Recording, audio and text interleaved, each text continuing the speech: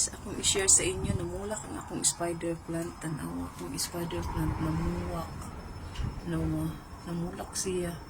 1 week ra kung wala diri sa balay. Unya pag uli na ko mo ni akong nakita akong spider plant namuwak og maayo.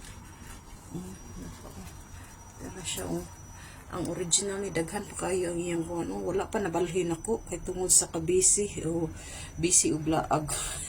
Bitaw dili trabaho unya nagbakasyon unya pag uli murag kapoy pa nang laba daghang buhat.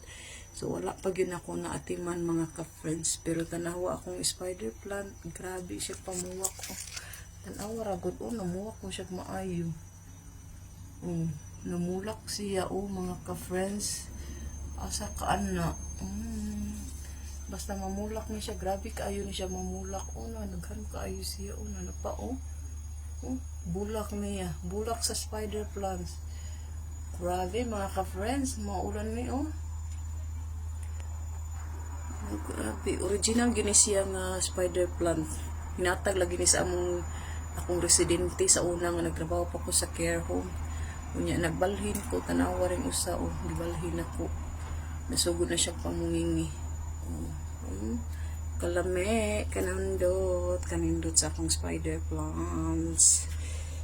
Di akong tanong to ni pun usapod umbot o siya tawag ani pound man siguro ni siya. O sabot sa ni tanong madugay na kayo ni pero wala pa ginamuwak ay. Murag na pulaan ako ani niya. Kano sa kani siya mamulak. Mamulak na in town ka.